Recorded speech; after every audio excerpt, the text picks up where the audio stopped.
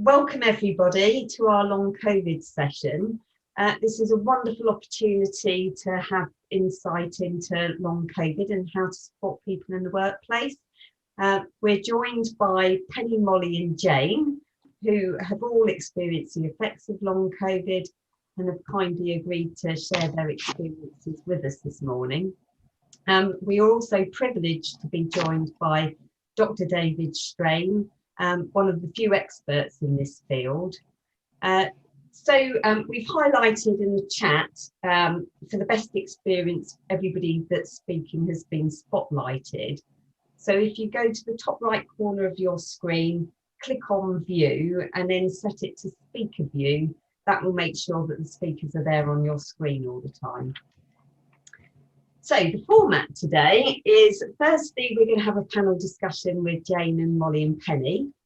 Then we're going to hear from David, who's going to share his experience and knowledge with you all. Then we'll have Lisa providing practical guidance to support your employees in the workplace with long COVID and the legal implications of that. And then finally, Natalie is going to put all your questions to our experts. So make sure you put your questions in the chat. We've already received quite a few for the beginning of this session. So if you put them in the chat, Natalie's going to collate them all and put questions at the end. If you want to give a private question so that you remain anonymous, then make sure that you send the question to Natalie Painter in the to field. We're recording this session, so if you want to listen again, you can, and you can also share it with anybody else you know who's missed it that would benefit from listening. So now straight to our panelists. So this is Penny, Jane and Molly. So I think first of all, it would be really helpful to hear from each of you about how you were pre-COVID. A little bit about your lifestyle and about how you were. So maybe Penny, would you like to start? Yeah, that's fine. So I'm 49. I'm a fitness fanatic and I felt great before COVID, absolutely. Basically, I'm one of those people that probably exercise about sort of 5-6 times a week. I think I was running about 20-25 miles a week at that point. I'd run a trail half marathon the week before, so I felt really good. I've got a busy job. I'm an EA to a managing director. Like to think I'm super organised, that sort of person. Always on the go, lots of energy. So yeah, run a busy house. I've got a daughter, Molly, and a son, Henry. So Molly's on this webinar today, and a husband, Alex. Yeah, so always plenty of energy. I've never had any major health issues in my life at all, and I like to think I never take any days off work really, so I'm one of them, even if I've got a cold going. So sort of trying to give you an overall sort of awareness of me. Really helpful. That is how I was. So that was me up until the point of getting ill. So yeah, I eat well, like to try and keep my weight in check, and yeah, have the odd have social drink. So I do like to have a drink, but just socially. So yeah, I think that's about it. Thanks, Penny. Molly, do you want to give us a little summary about you? Yeah, so I'm 20, and pre-COVID, I used to go to the gym 3-4 times a week. Yeah, pretty normal, to be honest. I was actually on a gap year at the time, and me and my friend got right into our fitness. We used to go to the gym all the time. We do cardios, lift weights, and I was actually on a fitness holiday in Bali when I contracted COVID. And brought it back home. But yeah, I was fine. I used to work 12-hour shifts. I work in a care home. Very demanding job, obviously physically, well, mentally as well, but yeah, physically demanding. So yeah, that was me. Thanks, Molly. How about you, Jane? You're on mute. Oh God, sorry. Well, Molly and Penny have put me to shame. I wasn't that fitness, for, able-bodied. I'm definitely energy. I had loads of energy. Obviously, I run my own company. I'm part of CIPD, so I do quite a lot of stuff. I've got a lot of voluntary stuff. So yeah, loads of energy. Walk a lot. Healthy lifestyle. I eat well. I've been a vegetarian for 30 odd years, and I'm 55 this year. But yeah, that's probably me. Do you want to go on, Jane, and tell us about when you got COVID and sort of how badly affected you were by that? Sure. But just briefly, I got it in the just before the lockdown, the Friday before the lockdown. I'd got it, and I was poorly for about 10 days, 14 days, and it would just seem to cover the same sort of pattern that I'd heard. The aches and the joints and my hips, and just feeling quite unwell, temperature and everything, and I isolated. But I thought I'd managed quite well. That was at the end of March, so easily by mid-April I was fine. Okay. So yeah. And Penny, what about you? When did you contract it? And I actually got it on the 23rd of March, the day Boris announced lockdown. That evening, I can pinpoint it. It was like a switch going off, and I knew something was really wrong, really wrong. Molly had got back from Bali on the 19th, the Thursday before. We'd had to fly her back as an emergency. Well, just getting her out of the country because everything was shutting down. So her and her friend were on this gap year thing. Molly, I knew, was ill coming back, but she didn't know if it was Bali belly. She'll talk to you more about that. But I had a sixth sense that something wasn't right. And when she came home, she just went straight upstairs to her room, and Molly can tell you, say more about her. But foolishly, being her mum, obviously I was worried. I went into her room. I dressed in ridiculously my ski gloves and a ski mask, and went in there, and she was like, get out, get out. Anyway, so yeah, on the Monday evening, I fell ill that night, and I was sat down in the lounge with my husband and my son. Molly was obviously isolating upstairs, and I just said, I have to go upstairs now. I said, I know I've got it. So I went upstairs and laid on the bed. Yeah, and then it started. It was horrible. So what were your symptoms, Penny? Sort of how did you know that you'd got COVID? Because we're talking COVID at the moment, sort of the initial infection rather than the symptoms later of long COVID. Yeah, so it was like a feeling. It was almost like something had engulfed my body. Something was invading me, and I could feel my lungs filling up with water. It was like a tap going off inside. I got a fever. I was very achy, like Jane said, all across my shoulders. I was quite delirious.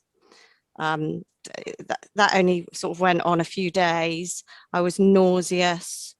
And I started to get like the tight feeling on my chest.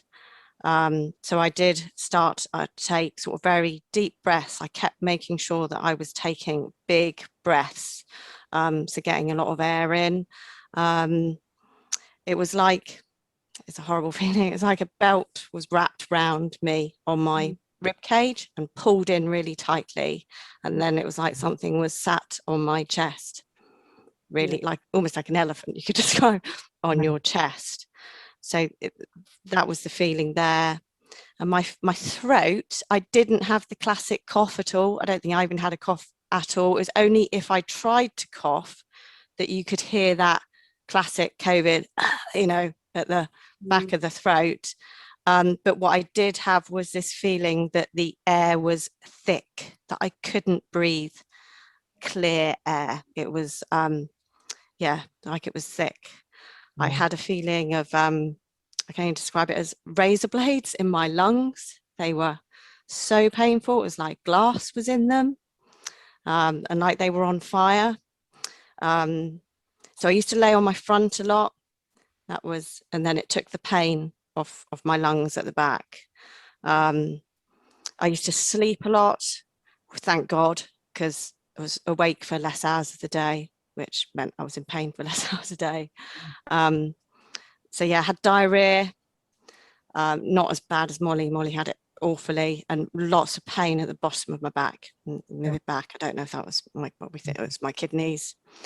So I just sort of kept going, and we kept hearing obviously about people going into hospital. So I thought, okay, if I'm okay for 10 days, that's when I hear people were going into hospital.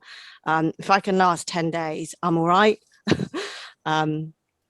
So anyway, after about 7 to 8 days, I came out the bedroom, out of isolation, and just went to the sofa, bed to the sofa. We're still sort of incapacitated. We would regularly speak to the doctor and to 111. Both Molly and I were told, if you can speak a full sentence and you don't have blue lips, then you stay at home. Wow. So that's what we did. And that's one of the things we probably shouldn't have done. We probably should have gone in a lot sooner than we did. Obviously we were very scared, and yeah. So yeah, and my body, I've got more here. Yeah, my body used to regularly shake. I don't know if anybody else had this. It was almost like I was sort of fitting, and it would mainly happen in the evenings.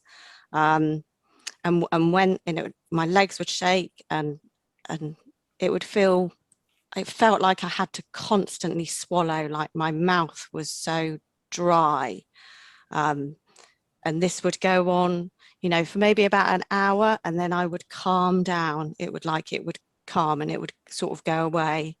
But that ended up going on for weeks and weeks, and generally it was sort of most nights. I did used to say to my husband, if it goes on for longer than an hour, I'll call an ambulance, but it would eventually settle. So going to bed at night, yeah, it was always worse at night. I don't know if things always generally are. So I would prop myself up in bed when I went to bed, and I would sometimes wake up and take a gasp of breath. It would almost jolt me into taking a breath. So I don't know if I'd sort of stopped breathing when I was asleep or what, but I would suddenly wake up and take a gasp of breath.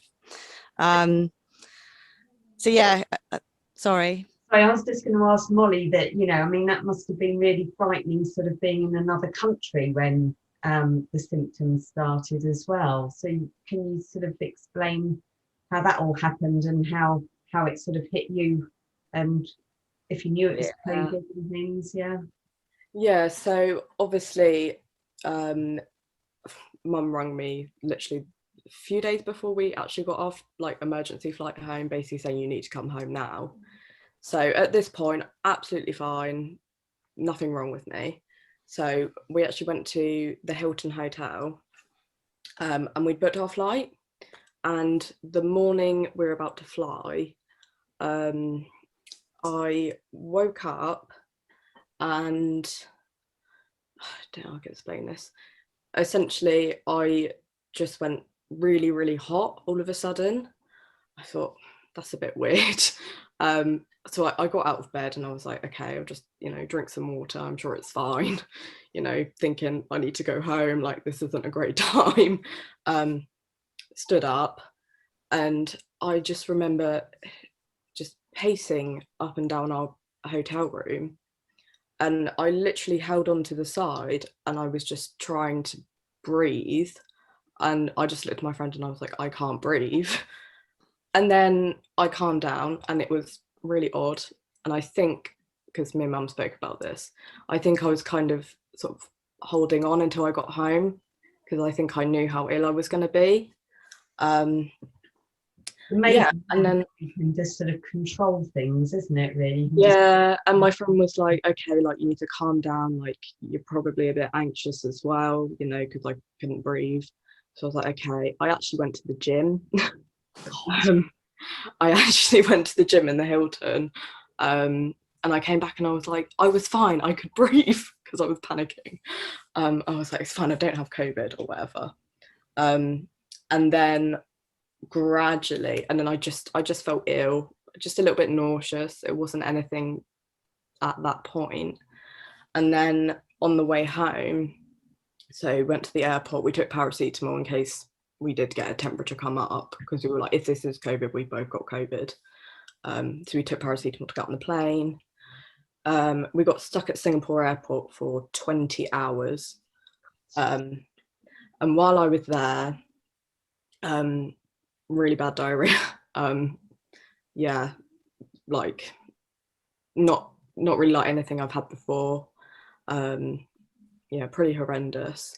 And I was like, okay, like I just need to get on this plane as soon as I can, because this is gonna, hopefully not, but this is gonna get worse, sort of thing. And I could just feel like, Mum explained earlier, like thick air, just getting heavier and heavier. And I was sort of like, okay, I need to hurry up. I'm mildly asthmatic, so I kept taking my inhaler, completely covered my face, because there were hundreds of people in this room that they put us in. And it was all people who'd come from COVID infected countries. Oh, wow. They let them go out into Singapore and stay in their hotels, but us, we had to stay in the airport in this room. So I was like, if I don't have it now, I'm going to have it anyway, sort of. Yeah, So I yeah. covered my face, and I was like, I'm pretty sure I have it, but if I don't, which is bizarre, but just like holding on, I think. And then on the plane home, I think I just relaxed. We got on the plane, and the chest started. It was just a smaller weight at that point, and I was like, right, just go to sleep, just go to sleep. And then it wasn't until the next day I think, so I contracted it on maybe the 18th, it might have been so around that time. And then I woke up the next day, and it was that like corset around the rib cage, elephant on your chest. I was sleeping 16 to 18 hours a day, heavy diarrhea, hot and cold temperatures, didn't have the cough. I had a very, they call it a hoarse voice, sort of like, sound like Darth Vader a little bit. Yeah, sort of like that. And did you and Penny go to hospital in the end, or did you just sort of fight it out at home? Well, we went 3 weeks because, well, the night before we had a bit of a, well, I had a bit of a situation. Sort of my throat was really like thick, like right from here all the way down to sort of, it was up here as well. And it just sort of like closed completely, and I like blacked out. And then, like Mum said, I was sitting and shaking and trying to breathe for about 4 hours. We nearly called 999. And then the next day, I just sat up on the couch all day trying to breathe because I couldn't breathe. And that was like about 27 days in. Yeah, so we decided to go to A&E that night. Yeah, we saw the doctor in the day. Do you remember? Well, the doctor, obviously we'd been speaking to him quite regularly, told us to take paracetamol, and he said it's the same impact of the flu on the body. Anyway, he did say he was good, and he said come down to the surgery, and he saw us in the car park, and we just sat in the car, obviously all masked up, and he was masked up, and he just listened to our lungs and stuff, and he took our oxygen. My oxygen was down at 92 to 93. Molly's was actually okay, it was on 97, 98, but he said just sort of go home. Anyway, it got worse. What Molly's saying happened sort of that night, I think, and then I just decided this is enough's enough, we need to go in. So we took ourselves to Winchester A&E, where they did blood tests. We were negative on the COVID test, both of us. Oh, and we, but bearing in mind, Molly must have been about 20, I think you were about 23 days, and I was about 16 days in. Yeah, I was 27. But the blood test did show that we were fighting a virus. It said inflammation. Yeah, they did a chest X-ray, which they said was okay. And then when we spoke to our doctor, when they sent details on to him, they'd said it had wisps in it. It was like sort of ground glass wisps. They said we had a pneumonia. Wow. It was the doctor that then told us that. So the hospital just released us. And my doctor did say, his view is that if we had have gone in earlier, we'd have been exposed to more of the virus. So we were better dealing with it at home. But I don't know. Okay, so lots to cover. So just thinking about, did you have a period of recovery before you then got long COVID symptoms? So just going back to you, Jane, I mean, did you think you'd sort of fully recovered from COVID and then some sort of symptoms started happening again, or was it sort of like an ongoing thing? Yeah, it was 6 weeks so 2 weeks I was with COVID, just under, then 6 weeks I thought I was fine, but I started getting chest pains, and the chest pains were at night, which were waking me up. And then I found out they thought I'd had a heart attack because I'd walked into a walk-in centre. Right. They blues and twos me up to hospital, but they found out that I had pleurisy and pneumonia. And did they connect them to COVID at the time? No, it was so new. They didn't even check me for COVID or anything. And I didn't know it was that. And then straight after that, I started getting really bad chest pains, but they started investigating it and said there was nothing wrong with my heart. So that was good. But yeah, that's probably it. And then they just sort of, the symptoms just carried on for a long time? Yeah, I think we said earlier, David's article, hopefully he'll talk about that, but in The Guardian yesterday about the vaccination helping those that have got long COVID. Since I had my vaccination about 10 weeks ago, my symptoms have practically gone. Right. I don't get chest pain, hardly anything. My lethargy, I mean, I was so tired. And I know when I spoke to Penny about that in the past, you know, that is overwhelming. You can't move.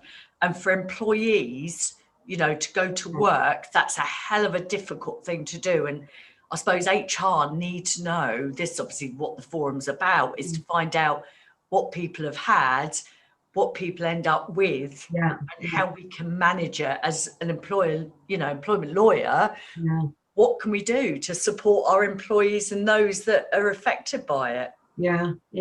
But yeah, since the jab, I've definitely been better. But even, I know I spoke to Penny, even my skin, there was so much. So people really can get faced with quite a lot of symptoms. I know with Molly, what Penny said about, you know, hearing and all sorts, tinnitus and everything. It's an amazing sort of after effect. It'd be amazing to see what David has to say about it all. And so did you feel that you got much support from, or what point did they think that it was something to do with long COVID, and what sort of support did they have out there for you? The consultant at the hospital told me it was definitely long COVID, and all of the bits that I'd had, he said that there was nothing long term, which I was lucky with.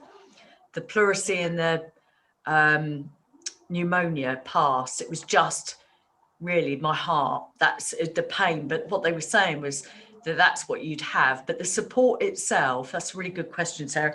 The support was really good in the hospital, but there was nothing else really. My GP surgery was good, but the time we didn't visit.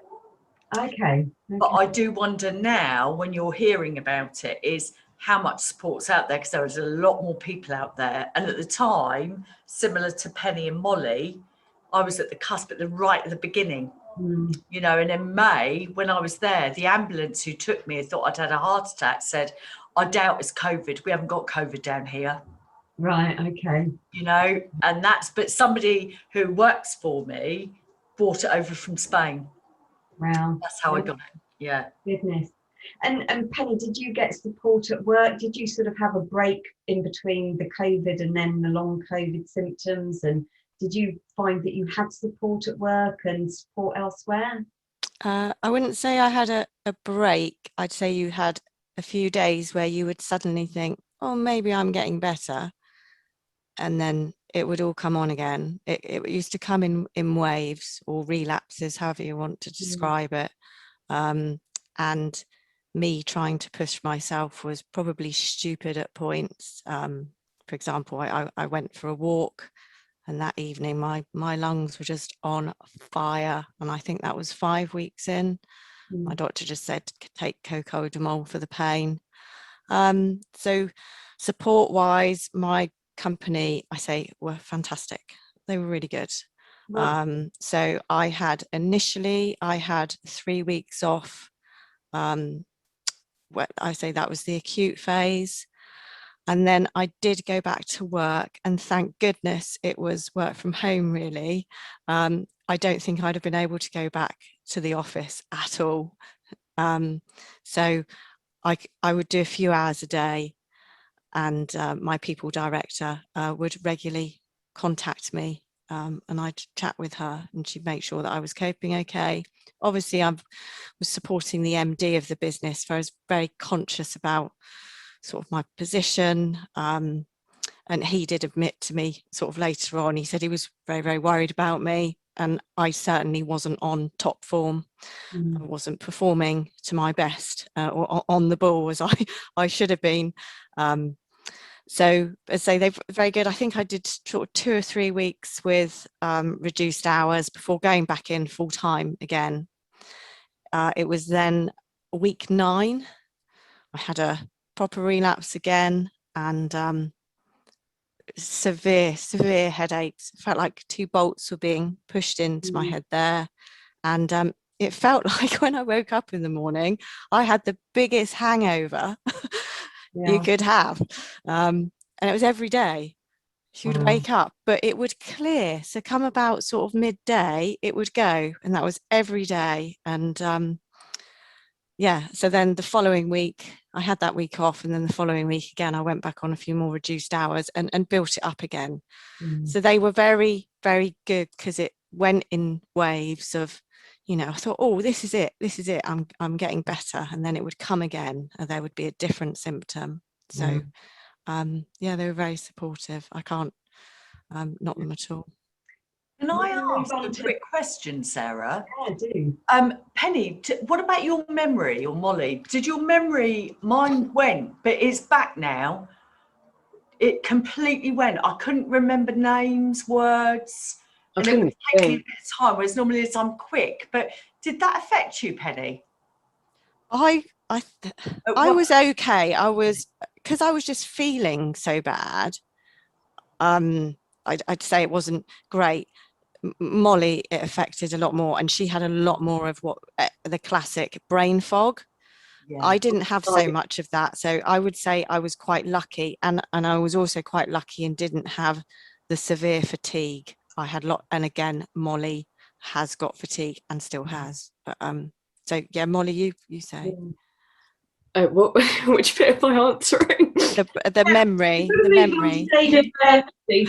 Well, Memory and how you're still affected. I'm trying to sort of remember.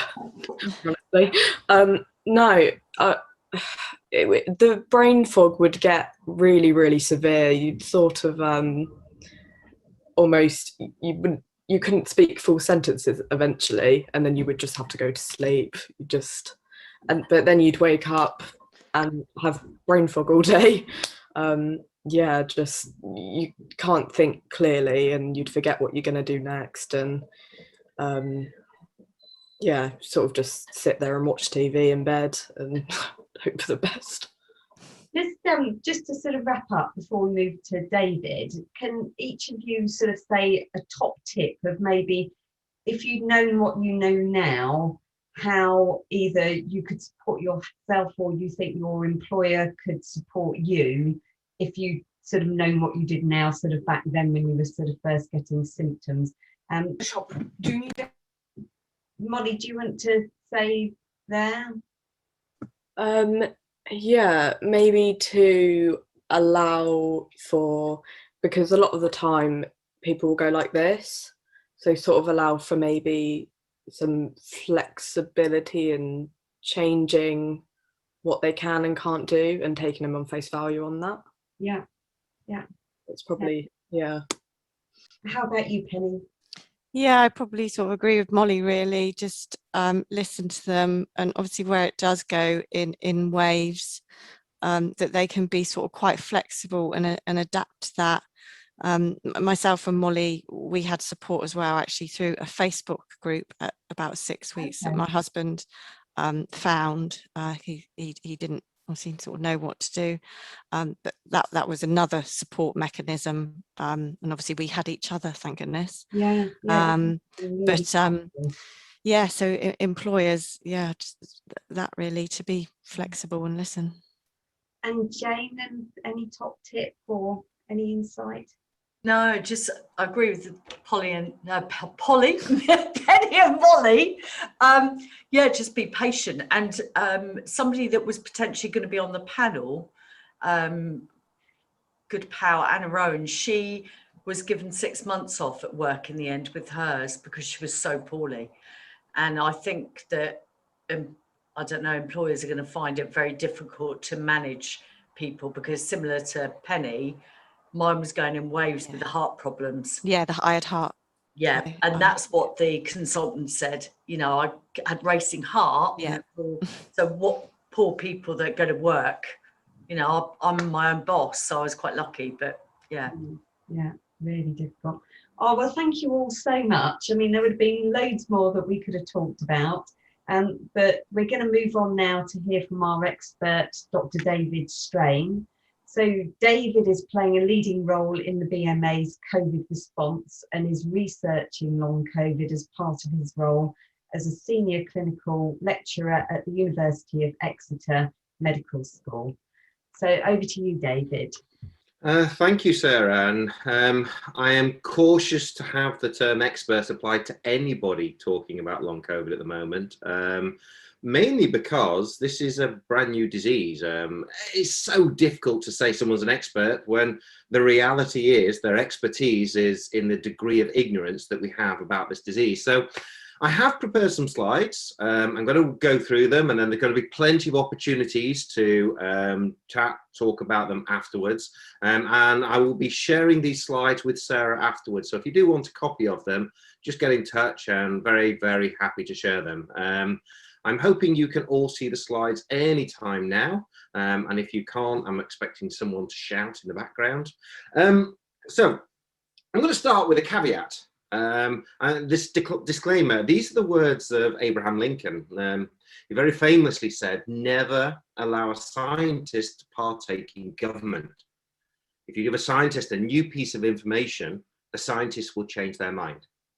And I use this because this is an ever-evolving platform. Yesterday, we had the data that came out about vaccines. Actually, if you'd have asked me a month ago what the impact of vaccines would be on long COVID, we would have been cautious that it might have actually made it worse. And yesterday, we described the fact that actually it improves outcomes. There are many unknowns. One of the proposed best treatments for long COVID, colchicine, it's a gout treatment. The data came out today that suggests it actually doesn't do any good at all. And so that's the caveat. A lot of what I'm telling you today may be wrong by tomorrow. And start with a little bit of that. I mean, I don't think we need any sort of introduction to COVID. It originated in Wuhan around December. They think the first human case was sometime around the September, October by the speed of the pandemic and the speed of the mutations. We knew about it in December, and it's left, well, personal, economic devastation right across the world.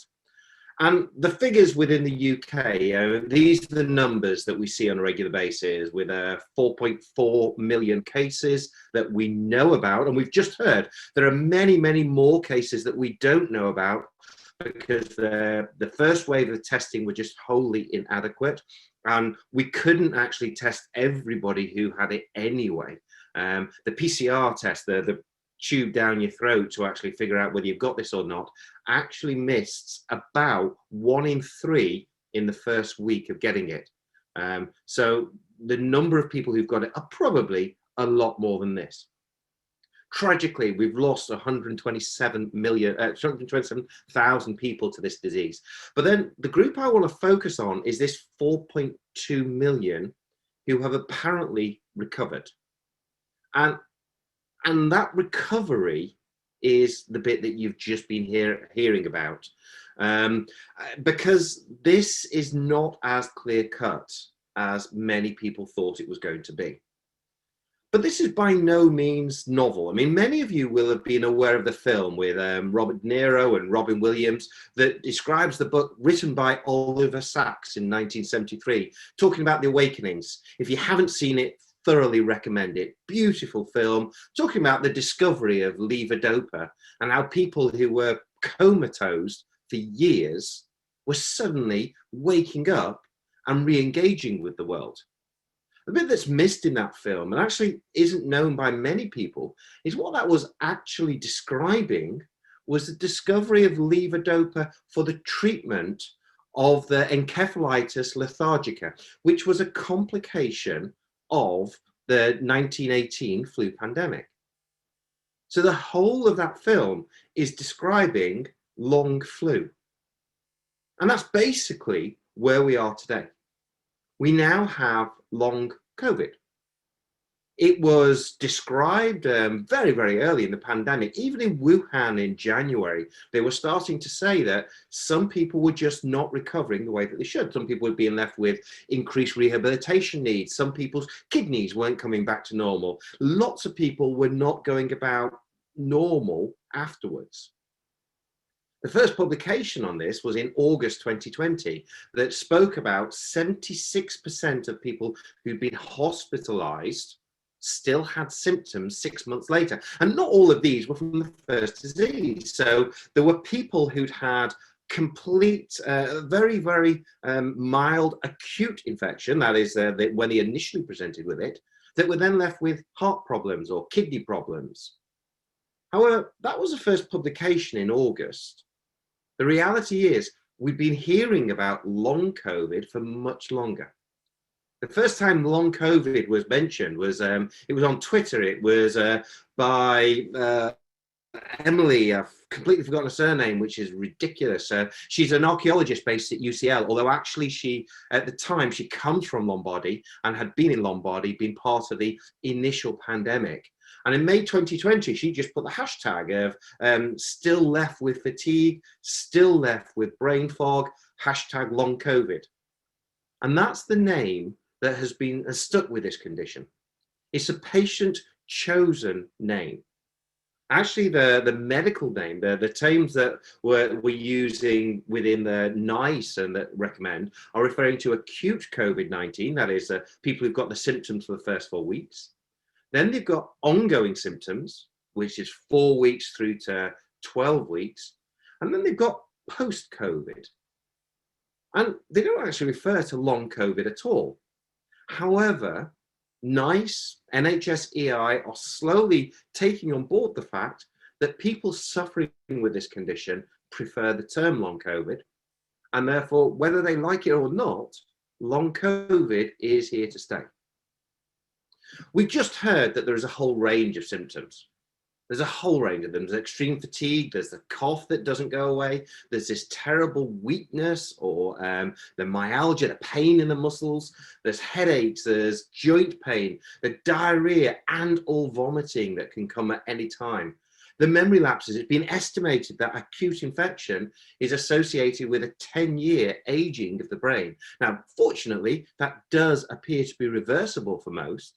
But we've just heard people struggle remembering their names, remembering what they're doing, which actually for me as a man is pretty much normal.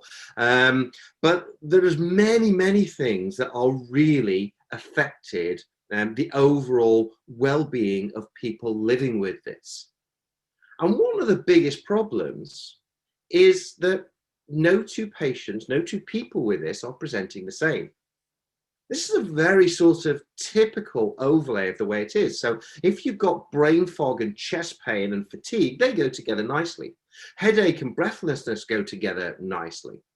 You theoretically can get breathlessness and chest pain, although interestingly, they don't always go together. And actually, it's less common for that to be there. However, one of the common features that is there is anxiety and low mood. Now, this has actually been the downfall to the early work that went with this, because we were in the middle of a lockdown, we're in the middle of unprecedented time. Social contact had been removed, and then patients were starting to contact their general practitioners or occupational health physicians with this overall generalized problem. And very often the treatment was antidepressants. Very often the treatment was, well, just have a positive mental attitude and you'll get better. That doesn't work.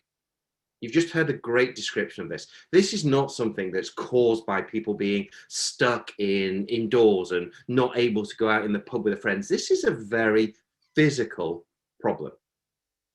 And the physical problem is now being identified with overlaying psychological issues.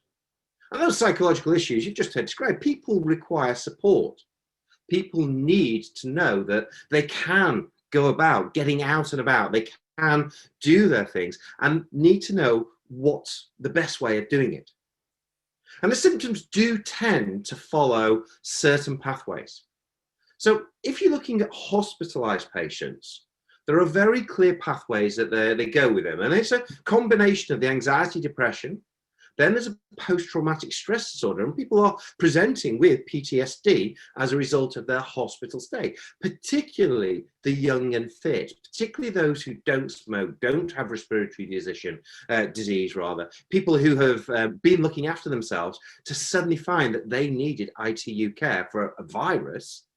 That has been really badly affected. And then there's the physical symptoms that people get from it. The palpitations, the chest pains, the myalgia. And they do tend to cluster. If you're having really severe chest pain, you're more likely to have really severe shortness of breath. If you've got lots of brain fog, you're also more likely to be really badly affected from fatigue.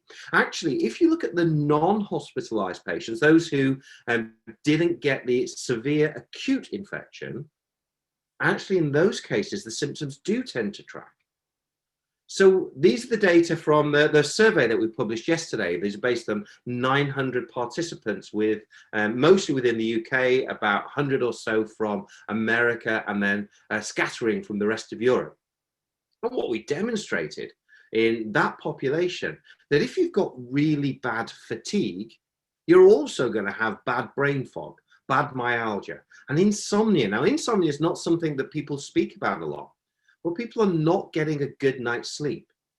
For those of you with children, remember those days weaning. Remember that almost zombie-like feeling you have when the baby was awake every 2 to 3 hours.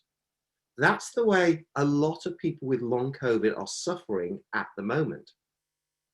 Now, there's people with a different cohort. There's the chest, the cardiac cluster. And these are people who are presenting with chest pain. They feel like that tight band that we just heard described with associated shortness of breath. People are getting palpitations. People are getting POTS. That's a postural orthostatic tachycardia syndrome. Basically, they stand up and they feel like they need to faint. And again, the insomnia goes with that as well. And these overall clusters do require different support. If you're getting chest pains and palpitations and shortness of breath, actually working in a structured environment, providing you can be seated, providing you don't need to do much physical exertion, that can be really good to your well-being.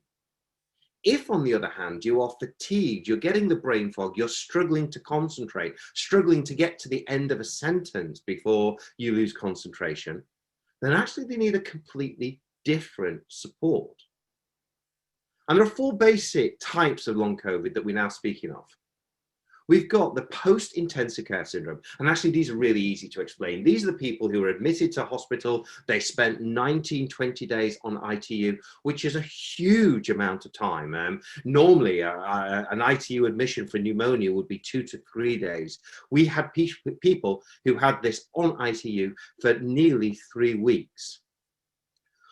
We then have a group of people who've got this ongoing inflammation in the lung and the heart, the pericarditis we've just heard about, associated with this tight banding, the chest pain. But actually then we also have this post-viral fatigue, and this sounds like chronic fatigue syndrome or myalgic encephalomyelitis or many other descriptions for this. And that is possibly the most difficult group to manage, because basically we don't have a good treatment strategy. We don't know the best way to support them. It doesn't follow a certain pathway. We get people who will wake up in the morning and feel absolutely brilliant. They'll turn up to work, they think they can do a full day's work, then halfway through the day, they will just hit a wall. From that moment onwards, they cannot do anything functionally. How do we support people like that? Should we be saying that, well, actually, you may think that you're great, but you're not going to be able to do a full day's work, therefore don't come in at all? But if you do that, they will spend weeks, months, even years before they actually get to do a full day's work. Or do you just accept the fact? Yes, you turn up, you do the work for as long as you can. When you get to that stage, that's the point that you stop. And that's the point where we need flexibility, not just around the number of hours that people are working, but also the days that people are working. That same individual may wake up tomorrow and be unable to move. And there's no real prediction.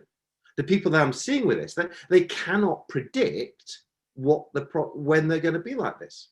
They'll go to bed feeling absolutely fine and wake up feeling terrible, or vice versa. So first thing that we need to think about is how we're going to protect people from doing this. How are we going to protect it? And that's all about identifying those who've got it. And again, the reality is we don't really know what the risk factors for long COVID are. It does seem to affect women more than men. In our study, it was 80% to 20%. In the study I'm doing on genetics in it, it's also 78% to 22% women to men. But there are some very important caveats in that. For many, many other studies, many other groups, they've demonstrated that women are, well, basically better at looking after themselves than men. Men were rubbish. We have to wait till our leg is dropping off before we'll consider phoning the doctor. The number of patients I see in clinic, the number of men I see in clinic, and the question is, so why have you come to see me today? Because my wife told me to. The fact that the leg's almost dropping off is irrelevant. They're only there because they've been told to. Whereas women have to have, well, basically, women have to be at the top of their game every day. And I say this knowing that my wife's probably in the next room listening, but women cannot afford to be off their game. Therefore, they are better at looking after themselves in order to make sure that they are at the top of their game. The age distribution of this is also rather interesting. From the Office of National Statistics, they say the peak age is between 35 and 50. In our survey, we also got a peak age between 40 and 55. I think that might have been determined by the fact that we were only asking for people who've been vaccinated. The biggest population is by far and away in the group that are of working age. Now, that's not to say children aren't getting this. That's also not to say older adults aren't getting this. This is only really going to come to the head when we come out of lockdown, when we fully start getting back to normal. And then we realize that actually there's a whole group of children that are not functioning the way they are. There's a whole group of teenagers that didn't notice that they had long COVID because they don't need that much energy to work their Xbox, for example. Now, I'm going to put an apology in advance. I'm about to go into some basic science.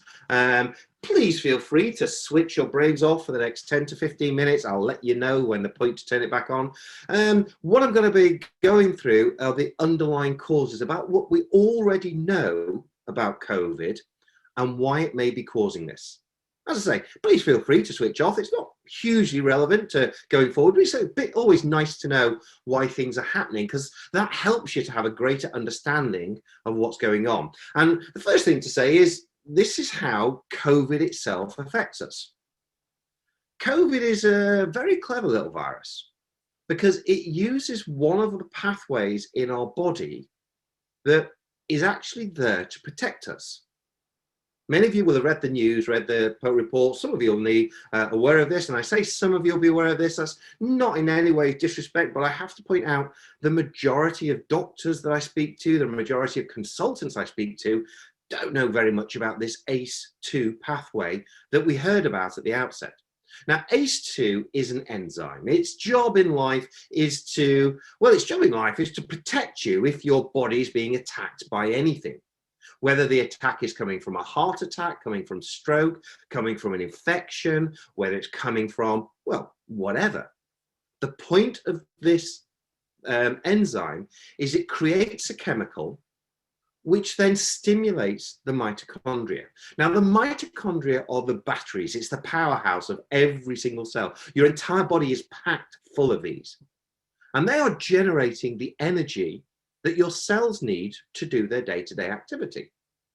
They generate the energy that helps you tackle the challenges in life, like getting the kids to school on time, or emptying the dishwasher, or whatever it is, whatever challenges you've got. And that is the powerhouse. Now, when we're insulted by anything, whether that be the stroke, the heart attack, the infection, the virus, anything that's going on, this gets upregulated. This becomes more active. Our body produces more energy. And we need to produce more energy in order to fight the infection or the stroke or the heart attack or whatever it may be. That is the pathway that COVID used to enter our body. Now, ACE2 also has its counterpart, ACE1. And ACE1's job is to, well, it looks at the blood vessels. It deals with blood vessel damage. If you switch off ACE2, everything goes through ACE1. And if everything is going through ACE1, that generates damage. What this little virus is doing is it blocks off that ACE2 pathway. Therefore, all of that tissue protection that you have is lost. This is the reason people were struggling to recover from COVID. This is the reason that people were taking 3 weeks on ITU to get better instead of 3 or 4 days. Because your body's natural defenses, your body's natural role in attacking these sorts of things was being switched off by the virus. But the other thing that we're just finding out is even in people that it wasn't hugely affected, there was some upregulation of the tissue injury, particularly in the very, very small blood vessels. Now, the very small blood vessels, they are like, well, basically it's like the driveway to your house. That is the part that is absolutely instrumental in you getting home. If the driveway is blocked, the driveway is completely blocked, it doesn't matter what the motorways are like, it doesn't matter what the A roads are like, you cannot get into your house. The capillaries have that same function. Now, this is not something that the cardiologist or the stroke specialist or anyone else looks at, because these are vessels that are just too small to see. We can't do much about them, but if they get blocked, our tissues don't get the energy that they need. They don't get the nutrients they need. Also, they don't get rid of the waste products that they're producing. And if they're not getting rid of the waste products, they build up, and that's what causes the pain. All of a sudden, we start to see that this has a real potential for explaining why we are seeing long COVID. Long COVID is being described by many as basically, my batteries are flat. The best description I've heard is someone says it's like having an old iPhone. Other smartphones are available. And you know what it's like. When you've got the old iPhone, you can start it fully charged. You make one phone call and the whole thing's bleeping. It's about to die. And again, just like the iPhone, if you let the phone die completely, if you let it run out of energy, it then takes forever to reboot. If when you get it down to a 20% battery life, you then spend some time plugging it back in again, recharging. Or in the case of you, if you start to run out of the energy, if you then take a break, completely stop everything, and just take the break to recharge the battery from 20% instead of from being flat, chances are you'll be able to continue going longer. And that's another learning point to take away. When you're looking after employees who've got this syndrome, you may have to, for many even, extend the working day, but say, right, you're going to work 3 hours now, then 2 hours, absolutely nothing, then work another 3 hours, and therefore they do the same 6 hours, but they do it over a longer time frame. or they just work for the 2 to 3 hours a day that they can be most effective for, knowing that if they're doing that, they'll be most effective and able to function day in, day out. Whereas if you work to the full 4 hours when the battery is completely flat, then you're stuffed. You're just not going to get better. So what are the interventions that we've got? Well, in December, the government announced £10 million to establish long COVID clinics. And then they just recently announced, or maybe haven't announced yet, I'm sorry, I'm not sure whether it's been made in the public domain, but there's another £24 million coming for these clinics. And that sounds like a lot of money. The ONS estimates there are 1.1 million people living today in the UK with long COVID. The government's announced a grand total of £34 million. That equates to £35 per person. You don't get very far with £35. And with that £35, they've got a 5-point plan.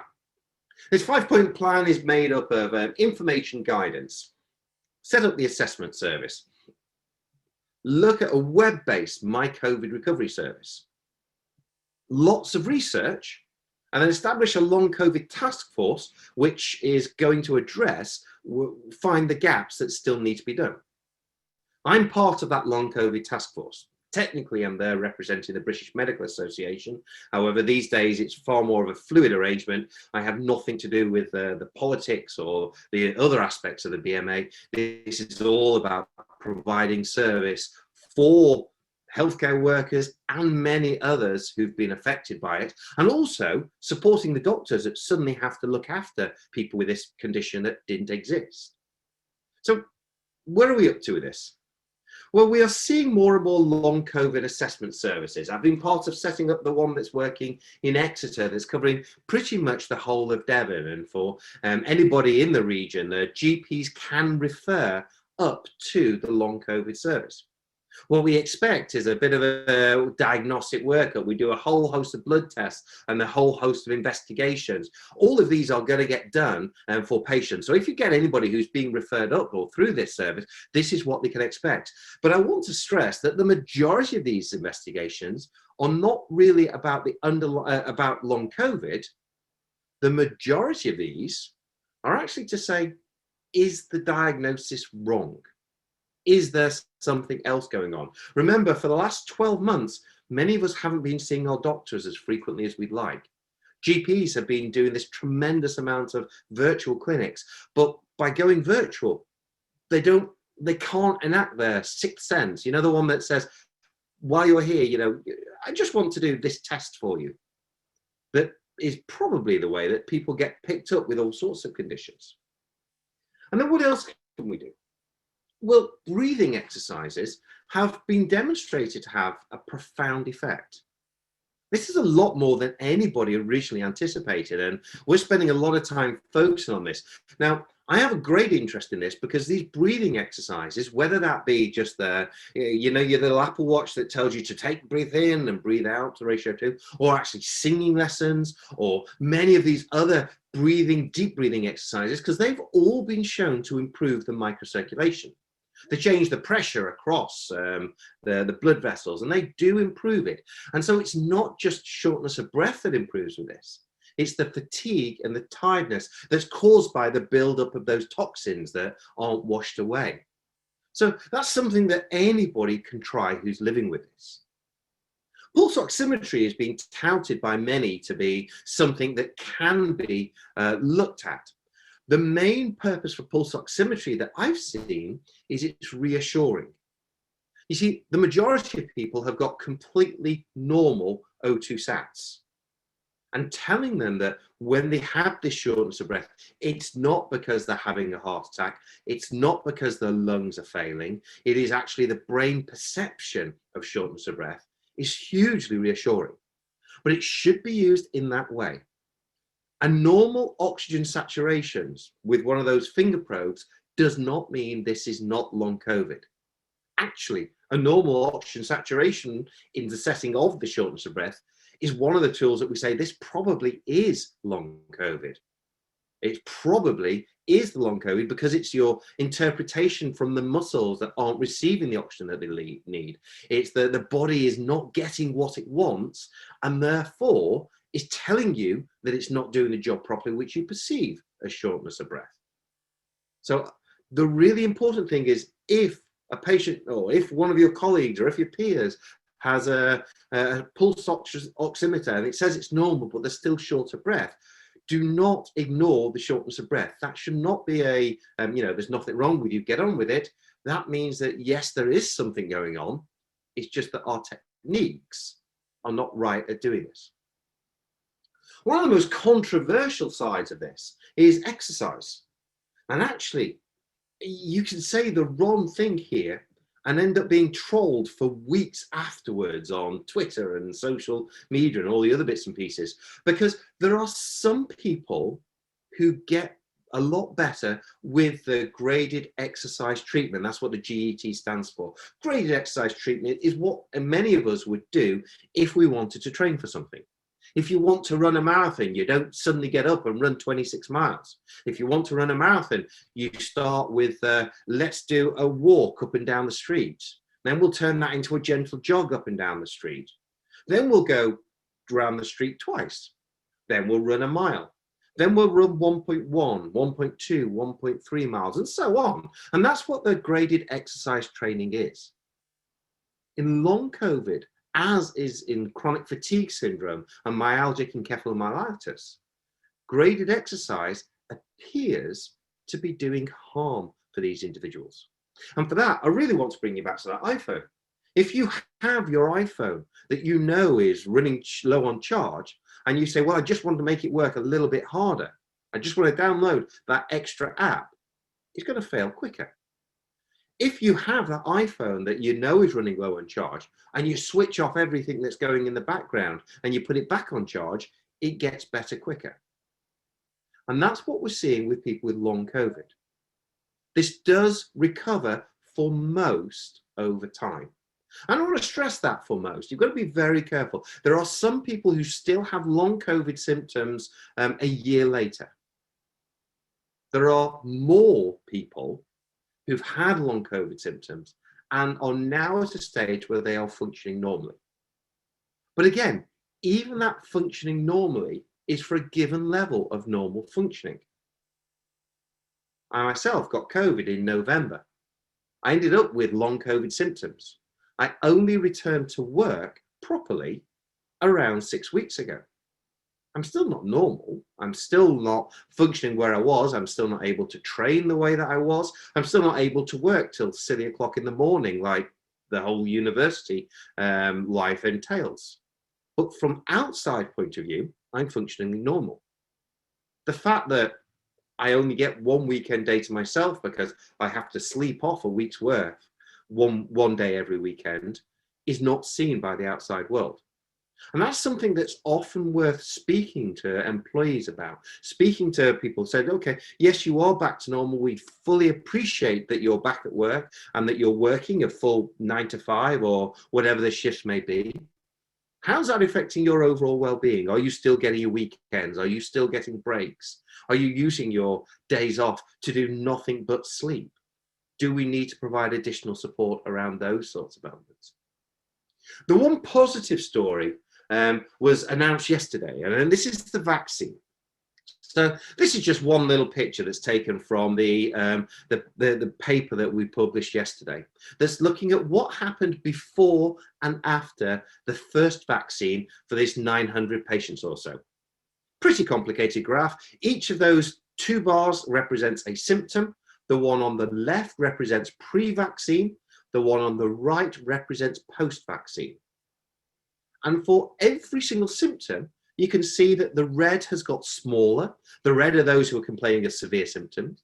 For every single symptom, the blue, that is symptom-free, has got bigger. So on average, patients got better. Now, the problem with saying on average is that's not everybody's experience. Actually, in the study, 57% of people got better. Another quarter of people saw no difference. About 20% of people actually got worse. And that's an important consideration, that yes, the majority do get better, but a small proportion will get worse. Now, it's important to know that when they got worse, they mostly got better from that. And when they say got worse, looking through it, a lot of the got worses are actually more the side effects of the vaccine. So people got the fever got worse, or the headaches got worse, or the arm pain got a lot worse because it hurts. But that did get better, but it's not a promise for everybody. However, this is a really positive step for everybody, because even if you don't get better from the vaccine, the fact that some people have got better from a vaccine means that this is not a lifelong disease. This is something that is treatable. There is no one size fits all. And that doesn't matter whether we're talking about diabetes, high blood pressure, heart disease, or long COVID. There are different treatments that work differently in different people. The fact that the vaccine is fixing 57% of the population with this means that there is going to be a treatment out there for other people. All we have to do is find it. So, in summary, the management of COVID-19 after the first 3 weeks is, well, basically, there is no evidence base for it. We are making it up as we go along. We know that somewhere between 10 and 14% of people are experiencing long COVID. We genuinely don't know how long that's going to last. We think for around half of people have got better between 4 and 12 weeks. We therefore are hoping that another half of people are going to get better over the next 3 to 4 months. We don't know yet though. Home pulse oximetry is something that we can say that we can monitor breathlessness. It's there for reassurance, but normal pulse oximetry doesn't mean that the person is actually not got disease. The most important thing is people with this need to be supported to go at their own pace. For many, they'll need to be stopped by going too far. I wanted to get back to work immediately. And actually that seems to be a common theme. The people who have suffering with long COVID are the people who got on with it. They pushed through it. They said, yeah, well, it's just a bit of a viral illness. I can get on with things. They may need someone outside to say, stop. That actually, if you rest now, you'll be more use tomorrow. As opposed to, yeah, let's just get as much out of you can today because we don't know how much will be, you'll need it tomorrow. This is a disease that goes in cycles. People seem to be getting better, then something will knock them back. Then they're getting better again, something knock them back. We think there's going to need to be long-term support for these people. And on that note, I'm going to stop talking and invite any questions that you may have. Thank you. Thank you, David. That was absolutely fascinating and terrifying all at the same time, I think. I don't know whether everyone else feels the same, but really, really insightful. So thank you. I am now, before we take questions, I'm now just going to spend 10 minutes or so just briefly considering whether long COVID could be a disability, and also provide you with some practical guidance for supporting employees. So I'm going to share my screen. Hopefully this will work seamlessly. Please shout if you're not seeing what I hope you're seeing. So let's get rid of that. Treating a long COVID sufferer less favourably because they have long COVID, or for example, have high levels of sickness absence, or are unable to fully fulfil the requirements of their role, could amount to direct disability discrimination or discrimination arising from a disability. And the definition of disability under the Equality Act is different to how we define disability in ordinary everyday language. The definition under the legislation, as you can see on the slide, is that somebody is considered to be disabled if they have a physical or mental impairment and the impairment has a substantial and long-term adverse effect on their ability to carry out normal day-to-day activities. So, what does substantial mean? It means more than minor or trivial. So the focus should not be on what an employee cannot do or can only do with difficulty, and not, the focus should be on what they cannot do or what they can do only with difficulty, and not on what they can do easily. So you should look at the whole picture, but should not attempt to balance what an employee can do against what they can't. The fact that an employee is able to mitigate the effect of an impairment, for example, by carrying things in small quantities, or perhaps David's example of spending a day in bed at the weekend, doesn't prevent there from being a disability. Long term means a condition that has lasted at least 12 months or is likely to last at least 12 months or likely to last for the rest of their life. The effect has to be on normal day-to-day activities, and this of course will vary from person to person. Examples are shopping, reading, writing, having a conversation with somebody, speaking on the telephone, watching television, household tasks, and taking part in social activities. Breaking down the definition and taking into account what we've heard today from David and the panel would most likely be able to show that they have a physical impairment which adversely affects their ability to carry out normal day-to-day activities. But whether they are then able to establish that that effect is substantial will depend on the severity of their symptoms. Not being able to get out of bed for a day or walk any significant distance provides examples that would probably meet that hurdle. The final part of the test is whether the adverse effects of the impairment are long-term. Given that it's now unbelievably 16 months since the first COVID case was identified in the UK, we're now seeing people who have had long COVID for 12 months or more. However, in Penny's case, thankfully, it's only lasted sort of 7 or 8 months, whereas Molly, who was infected at the same time, has been suffering now for more than a year. The assessment is therefore ultimately going to be a legal determination for an employment tribunal to make based on those specific facts. It's particularly important in respect of long COVID to be aware that the condition doesn't necessarily need to be clinically recognised or diagnosed. The emphasis is on the impact of the symptoms rather than the label or the diagnosis that's been attached to them.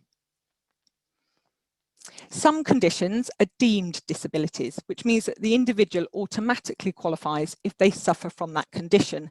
So, for example, cancer, HIV, multiple sclerosis. In other cases, the person must show that they satisfy the definition in order to be protected from discrimination because of their condition.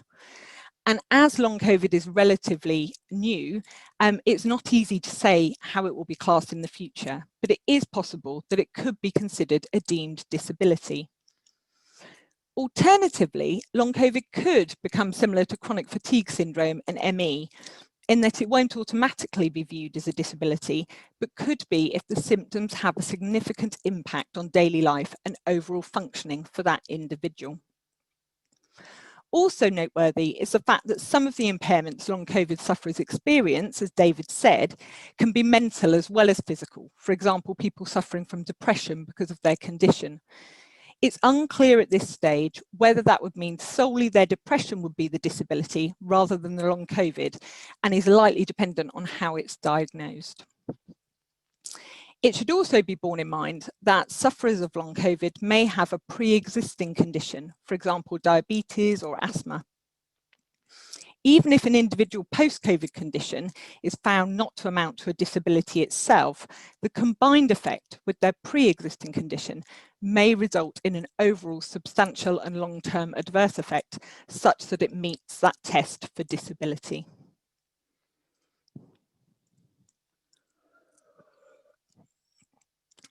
If somebody is disabled in the workplace, then there is an obligation to make reasonable adjustments. And where that duty arises, the employer must effectively treat the disabled person more favourably than others in an attempt to reduce or remove that individual's disadvantage.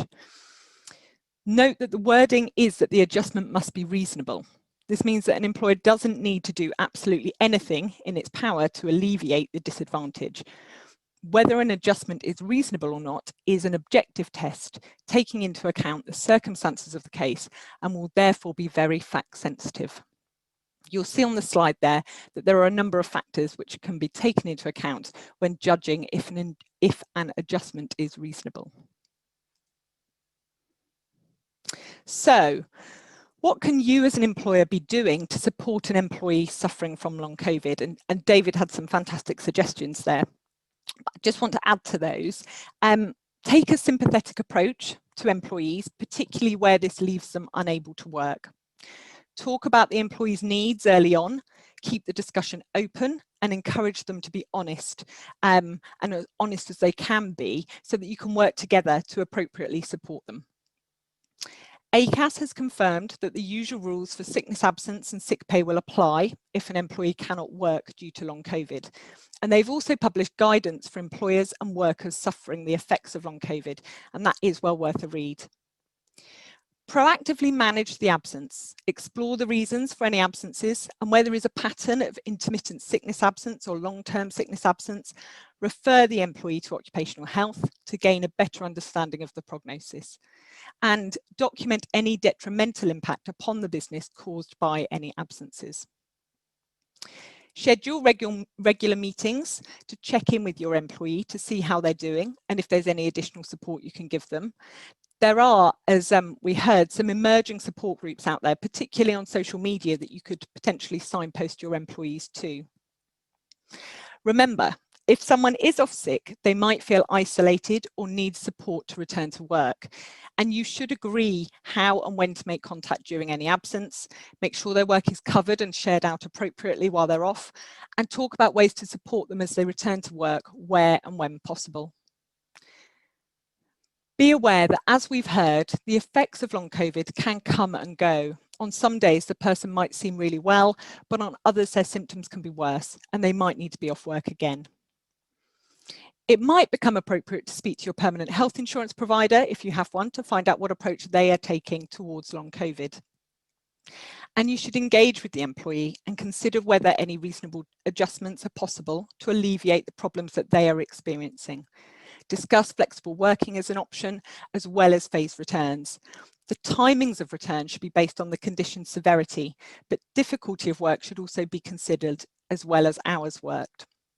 Think about flexible hours, part-time working, entrances that are more accessible for mobility issues, and perhaps longer lunch breaks, or as David said, splitting the working day, if that works for that individual. As we've heard, one of the main symptoms of long COVID can be fatigue.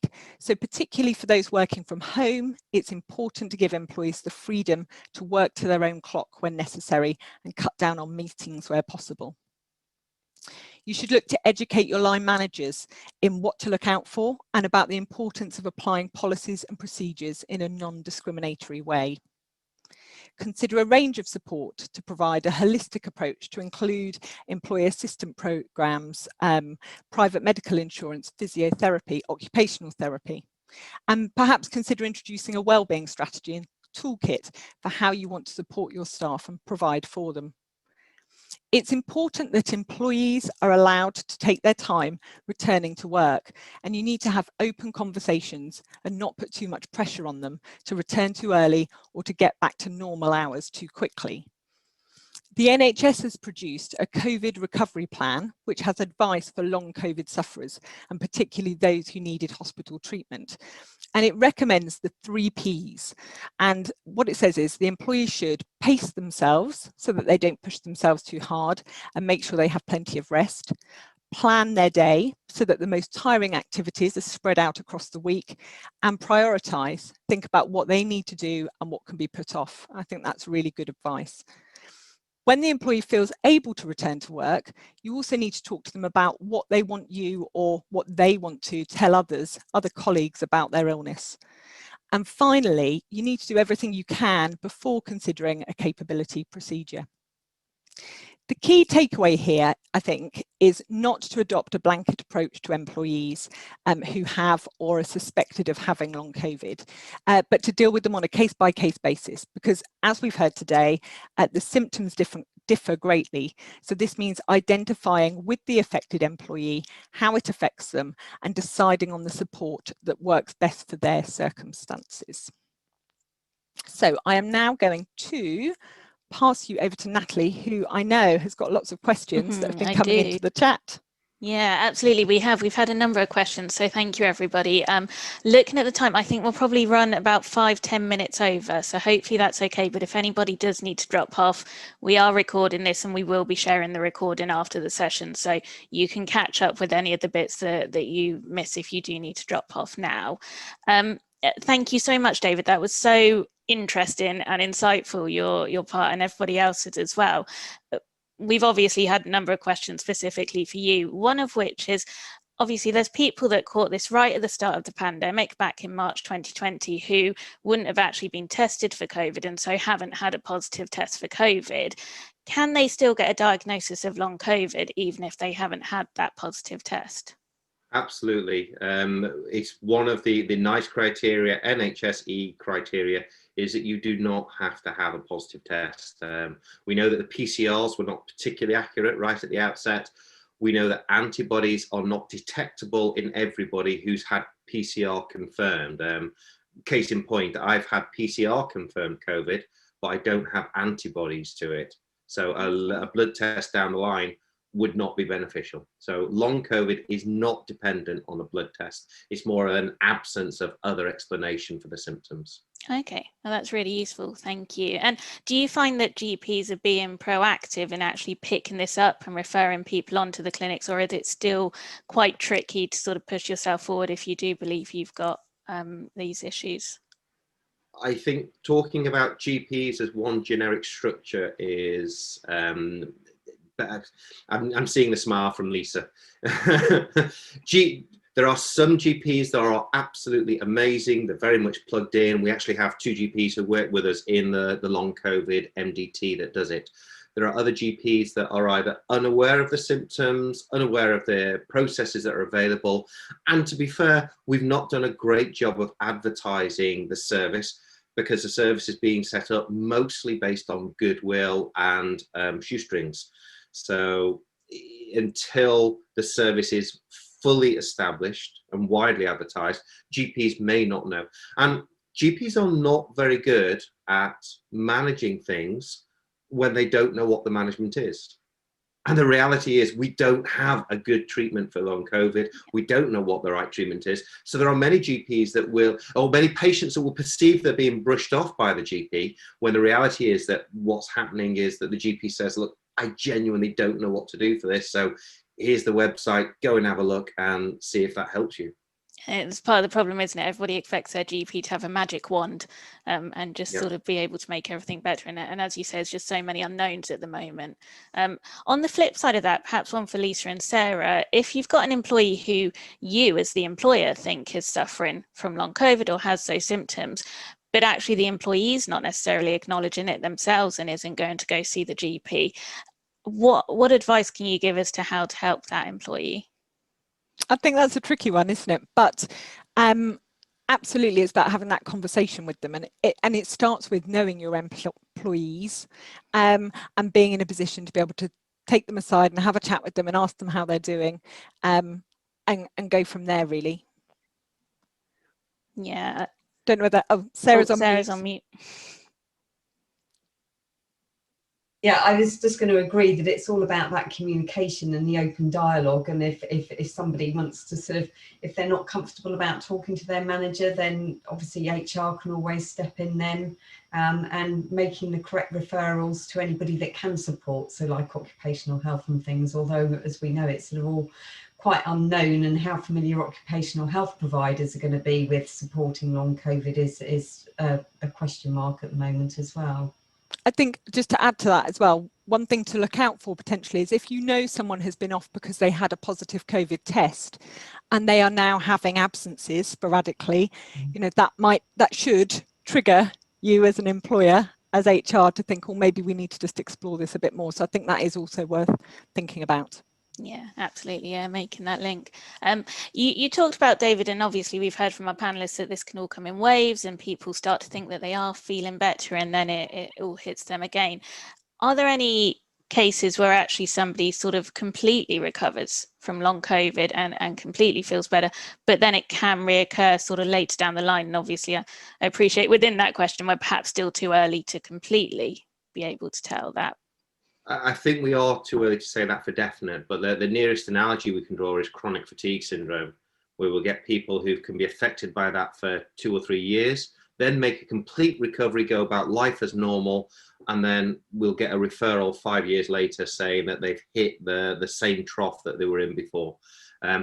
We don't know what triggers it. It's entirely possible, as soon as we start mingling again and other viruses start affecting our immune system and triggering it, they may be a trigger that will activate something that's got better. These are all questions that we're going to be looking at over the next 12 to 18 months, and can't really answer that yet, but hopefully we'll be able to soon. Great. And another one that perhaps you might not be able to answer yet, but if we are looking at this as analogous to sort of chronic fatigue syndrome and ME, are there any other longer term effects that we're perhaps concerned might emerge later on, or do we think we're seeing all of the likely symptoms already at the moment? I can categorically say we're not seeing all of the symptoms at the moment, mainly because 2 new symptoms have come to light in the last week. And therefore, the fact that 2 are coming alight in the last week, then there will be more coming. I'm sure of that. The ones that have come most recently are, we've identified that people whose kidneys were completely normal before, completely normal during the infection, are actually aging slightly prematurely.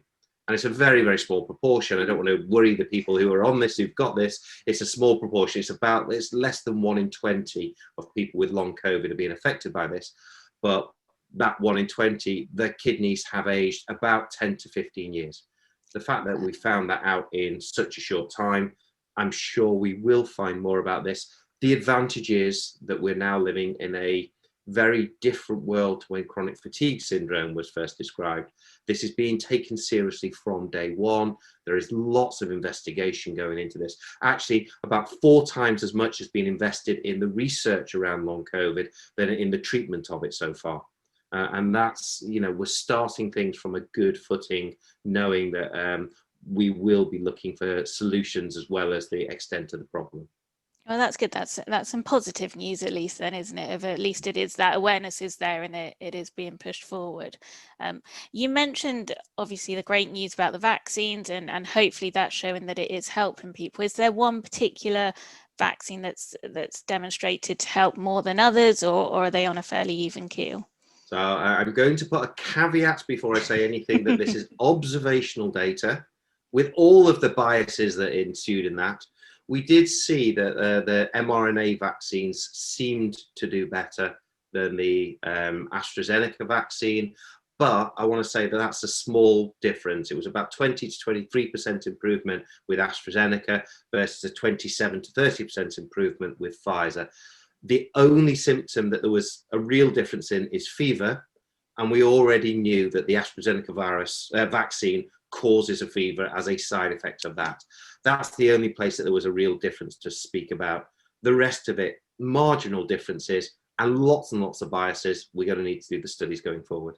Yeah, that's great. And then I think just one final question before we wrap up. So we're aware of one CCG clinical commissioning group who have actually categorized long COVID as a brain injury, is what we've heard. Will that make any impact on how it's treated, or any difference to how people should be supported? Or is it more a case of just putting that label on it for the CCG's purposes? It needs a budget to come out of. Okay, and it will be very much about, we have this budget for community, we have this budget for diabetes, this budget for hypertension.